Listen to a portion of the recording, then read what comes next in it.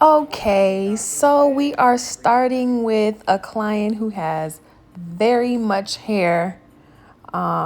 She's like a lot of my clients that have really what I call big hair. And so what you're seeing is her hair straight from the shampoo bowl. What I'm doing now is sectioning her hair into the classic 4 parts. If you have been to cosmetology school, then you'll know what the 4 parts consist of. So it's just a part from the front to the back, the side of the ear to the other side of the ear.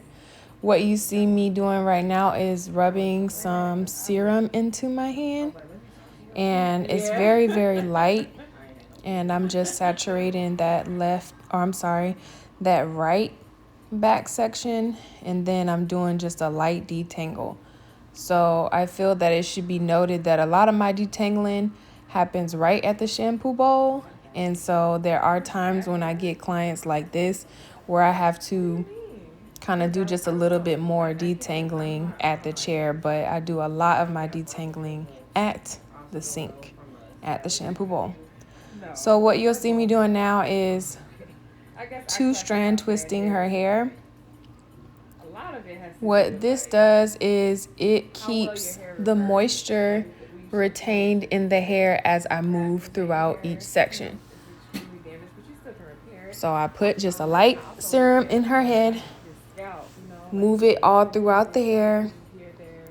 Then I'll just use my comb to detangle, and then I'll do another 2-strand twist. So also a good thing to note is that when I'm detangling, I start from the very bottom of her hair, then I kind of move up. And you can also see me using my fingers to detangle too. I have long nails, so that does help. I don't really think it's necessary, but I know it does help. And I know a lot of my natural girls kind of prefer the finger detangling rather than the combs.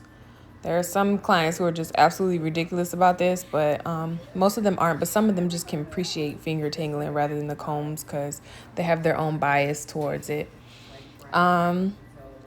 So I just took the serum again, and I'm just doing that through the front right section and just basically going through the process again. And I'll do that for all 4 sections.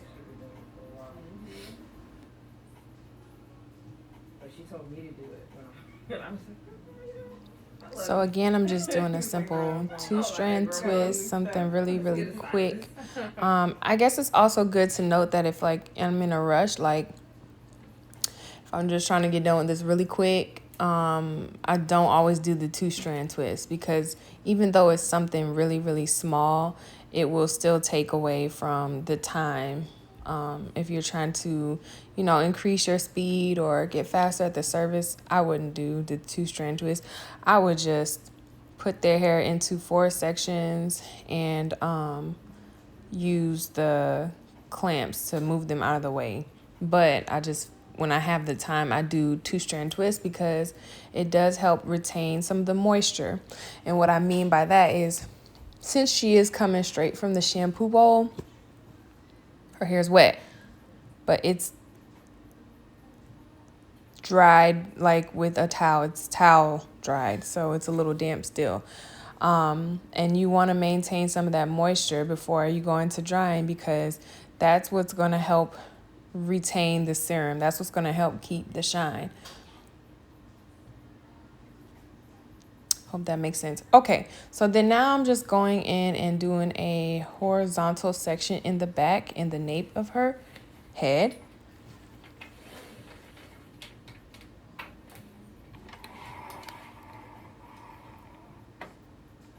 And I'm just repositioning my camera so you can get a better view.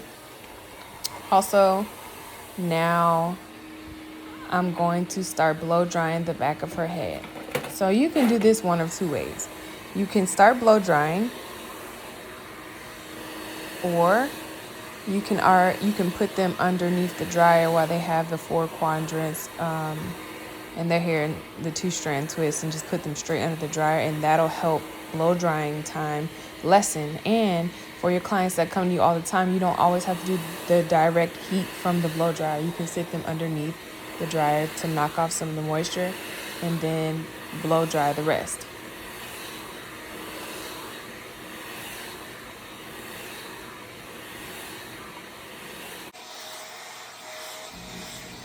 Okay, now all you're going to see me do is go up that whole entire section with horizontal parts. And I don't know if you noticed, but I started off with the Denman brush on the nape of her hair, and then I move into a big paddle brush, because with the paddle brush you get way more hair inside of the brush, so this is what's going to speed up the process. Now, something to keep in mind when you're going through the blow drying is why you're blow drying. Obviously, we're trying to get the hair dry, but we are also trying to straighten her hair. It's like a pre-straighten. So that's why I take the brush and I flip it down and blow dry like that. See how I'm holding it downwards? Because it's going to allow your silk press, when you actually get to using that flat iron, it's going to allow you to, oh, I'm sorry, I thought my daughter was crying, but it's going to allow you to straighten the hair with more ease, right? So that's what we're trying to do. It'll help you cut down on time. You're not working against the hair. Say that I was holding the brush out towards my chest and I'm pulling it towards my chest, and that cuticle, the cuticle and the hair strand itself is going to, instead of laying down flat towards the floor, it's going to basically come out towards your chest. So whenever you're flat ironing, you're going to have to do more to get it to lay down, when the goal is what?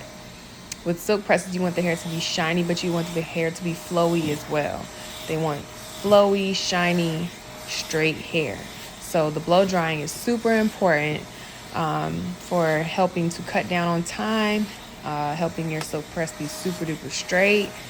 But that's the main goal when we're blow drying like this. And so that's why some of my clients are like, oh my gosh, I never had my hair that straight while it's blown dry. Sometimes they're just satisfied with the blow dry because it's so straight. And that's how I get it that straight. I turn the brush over on its side. Okay, now we've reached the left quadrant. And so you'll be able to get a better angle, right here. And so all I'm doing again is taking horizontal lines, and I'm gonna work my way up there as well. Now on this part, I usually use the Denman brush for this bottom part right above the ear as well,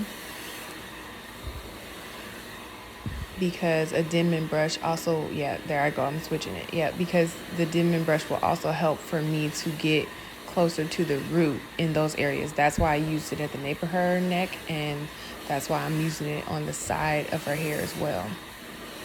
I also want to say that I would not be weary or very afraid of how you're blow drying multiple times the same strand, and you're afraid like, I don't want to damage her hair. Well, the truth is, a lot of that comes from the shampoo bowl. If you're using professional products, if you're using things that will help prevent heat damage at the bowl, and she getting treatment, stuff like that, you don't really have to worry about it. I think sometimes we can just overthink it. Plus, the reality is that this is a silk press. So what it's mimicking is when people get their hair pressed from back in the day. And when they got their hair pressed back in the day, think about how hot that was, so that's what we're mimicking here. And especially for clients who only sit in your chair 2 times a year and do heat, this one silk press is really not gonna do much damage. Okay, so what we're trying to do, and if it's that much of a concern for you, then put her underneath the dryer and allow the dryer to do most of that work. If that's a concern for you, or if that's a concern for your client, put her under the dryer, let the dryer do all the work, and then come back and blow dry. It cuts down on so much blow drying time. It helps out with the heat, so you don't have to worry about that. So if that's a major concern for you, then that would be my alternative. So now I'm turning her to the right hand side, And we're going to do the same thing. So I'm going to speed this part up.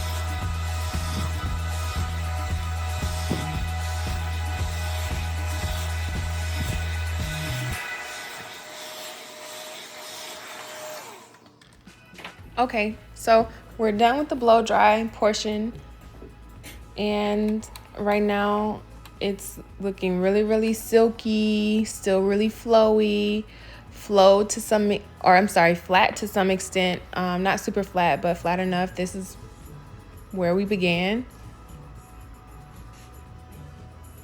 That's her hair in its curly state, and then this is her hair in the blown dry state. All right, so now we're going to start the actual silk press or press of the silk press portion. And as you can see, I'm starting again in 4 quadrants. That's my go-to. What I will say is that if you're trying to increase your speed or become more efficient, I find that using sections helps me go a lot faster. When I don't use sections, I'm all over the place and it actually ends up taking me longer. So that would be my suggestion. What I'm also not picturing or showing, I should say, is when I put hot off the press on my client's hair, it's a thermal heat protectant that I spray on their hair before I get to pressing. So what I just put on the perimeter or the nape of her hair is wax. And I put that on the perimeter just because those are areas that people really, really want to see super duper straight. They don't want to see any lumps. That's where our hair tends to be a little bit more kinkier, and they don't want to see that when they're getting the silk press. So what could help you out on time as well is if you did it on the entire perimeter first. So I'll admit, maybe I'm a little lazy, but I just put it on the back perimeter of her hair instead of doing it all over. So now I am portioning out the perimeter of her hair.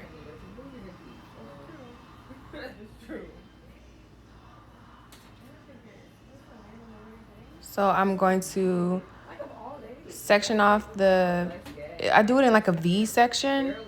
And so I've already put the wax on that back part. Already sprayed her hair down, and I take it.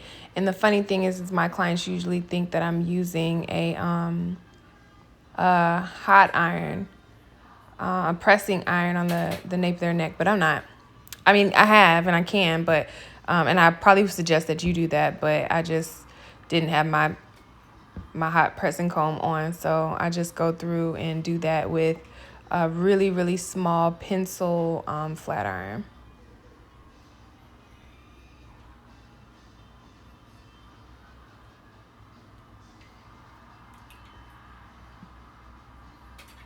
So I do that for the left side as well as the right side.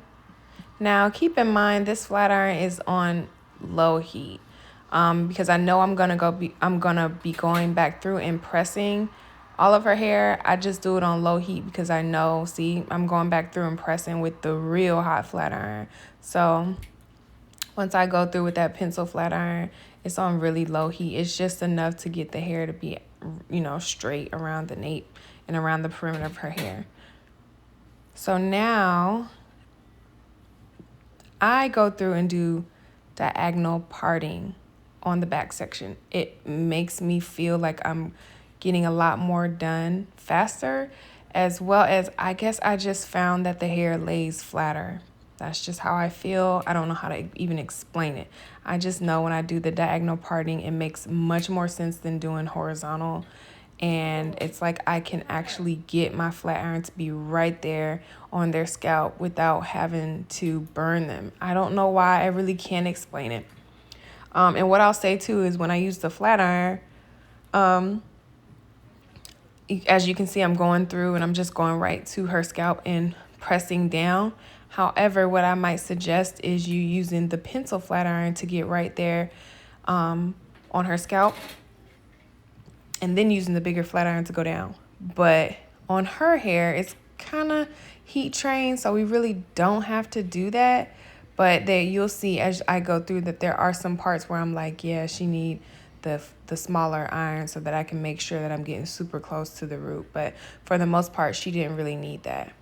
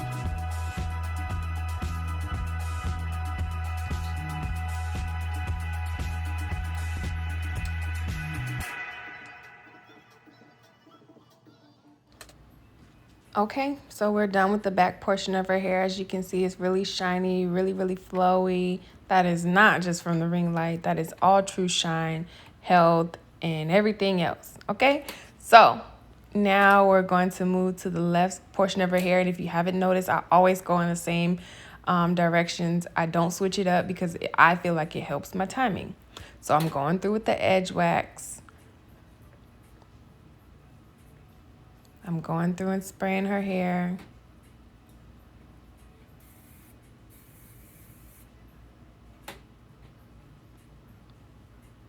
So now I'm just going to portion off that section that is her edges and her perimeter.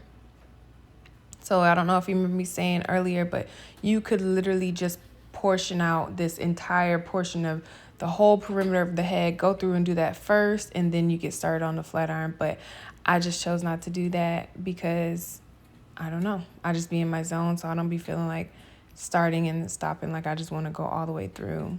And again, when you use the pencil flat iron, it's on low heat. So that's why you see me going through a couple times. And we're trying to get as close to that scalp that we can without burning the client.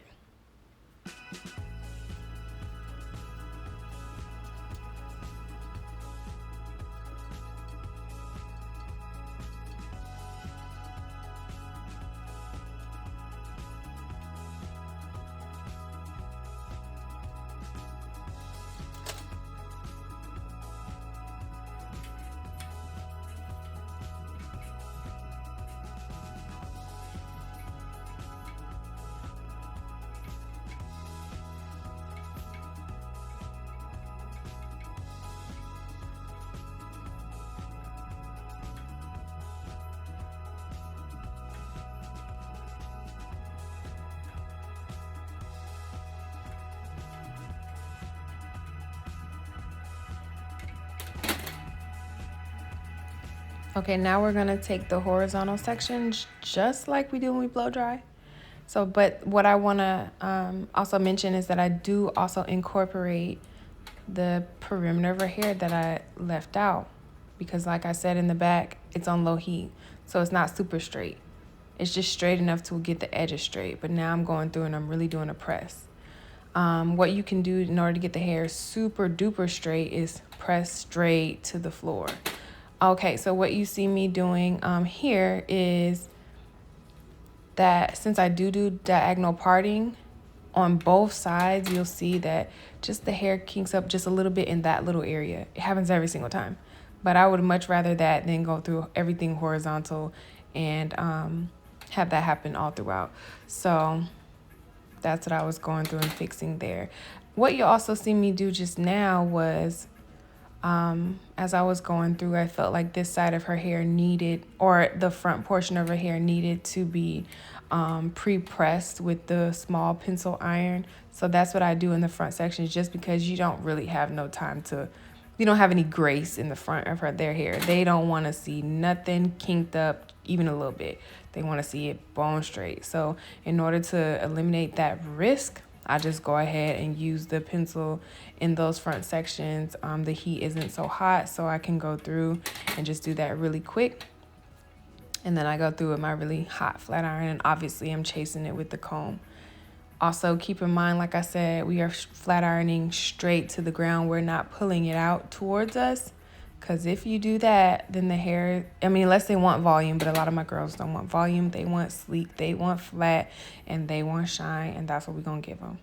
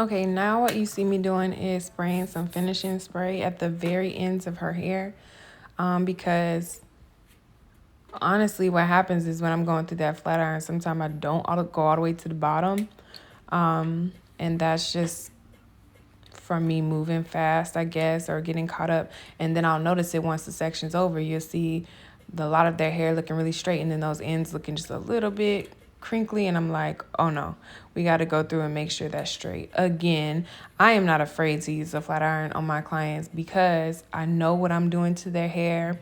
I know that I'm protecting it. I know that I'm using the best products. I know that they're in good hands. And above all else, this is a silk press. The silk press is mimicking the old school press. So it's hot. They know it's hot. Especially when you have people who have not been in your chair or been in anybody's chair for a very long time, sis. If you want that look, you might have to go through just a little bit more. Turn that heat down just a little and just get those ends together. So don't be afraid of the heat. If they're afraid of the heat, then they just can't sit in my chair. But I don't ever have a problem. All my clients' hair grows and flourishes, so it's really not an issue. So really looking at it from this angle, you can see a lot better what it was I was talking about once I go through and section off those parts and spraying through her hair, and you'll be able to see better how I do the perimeter of their hair. And that is not hairspray. That is actually silkening mist in order to get the hair a little with just a little bit more shine. So that is the perimeter that I'm talking about right there. That's the edges. We're going to get that together.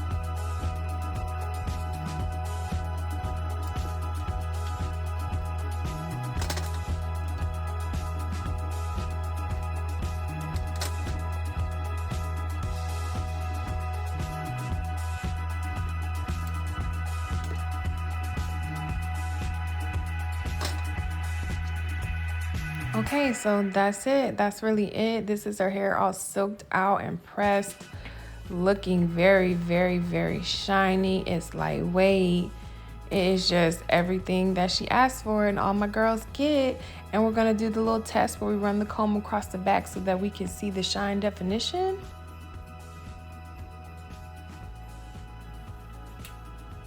And all of that is really just health, okay? So I do go through and just spray a little bit more shine. Sometimes we're not gonna be super heavy with it. That is actually the hairspray that I was using on the other section, and that is after I've taken the flat iron and turned it on lower heat just to go back through and just to get it. You see me checking the flat iron just to make sure it's on lower heat, and going back through and doing just a little press so I can make sure that it is super duper flat.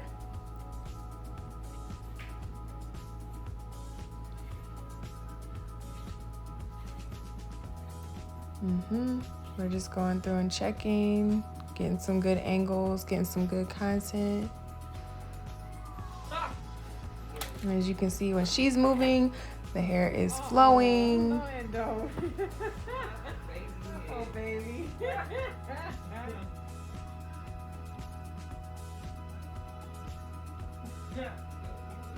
And this is right here is what I do to check to make sure it got the flow.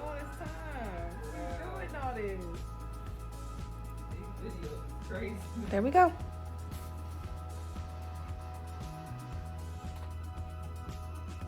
So what I also like to do is wrap my client's hair around into a doobie, into a wrap. And then what I would normally do was take their hair and put saran wrap over it. This helps to kind of seal in the hair and put them underneath the dryer, I'm sorry. And this kind of just helps to seal in, lock in that shine, help with the flyaways. Her hair it's a lot easier to do this when the hair is curly, and it's a lot easier to do this when I have saran wrap, and I could just place saran wrap around her head. But at the moment I didn't have saran wrap, so we had to make do. So I put their hair into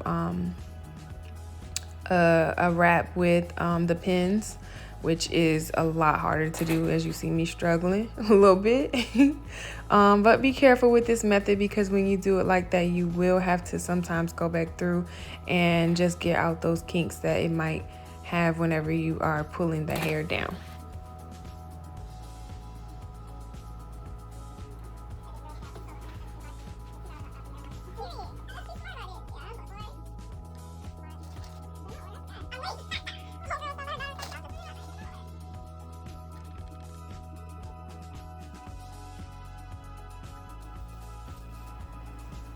So instead of using saran wrap, we use the plastic cap, and I just tie that really, really tight around her head.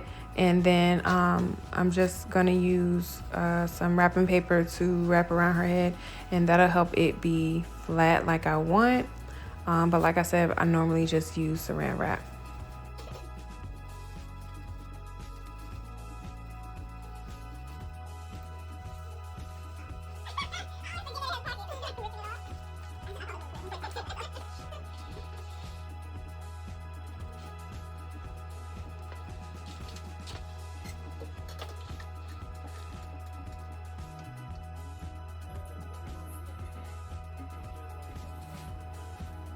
Okay, now we're going to take her hair down, which would have really been so pretty if I had the saran wrap. You literally just take it off and just let the hair just fall. It looks so pretty.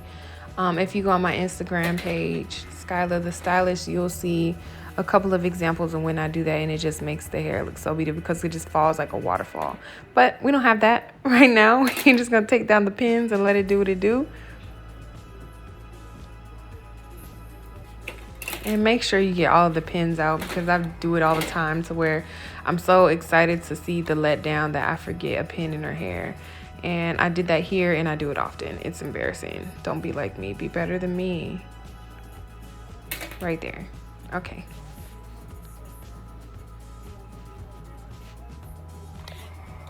Here is a better angle. Like, dang.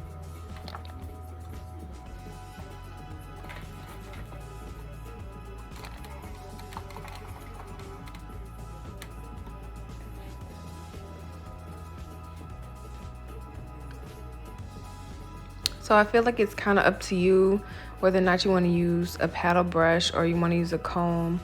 I just recently switched over to paddle brush just to kind of see the difference that it would make when I am brushing out their hair. And I can't say that I really have a true preference.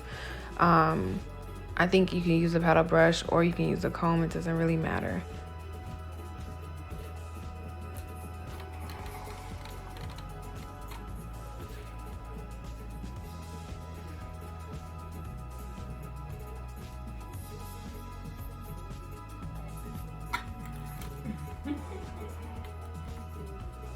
All right, so now I'm just gonna go through, do that waterfall method, test. Just gonna go through and play with the hair, make sure it's super duper silky, shiny, and that everybody loves it, and we do. So I hope that this has helped you in some kind of way. Hopefully you've had some type of revelation through the method that I do, and hopefully you can take something back with you and use it on your hairstylist journey. Follow me for more at Skyla the Stylist on Instagram, on every single platform. That's my name.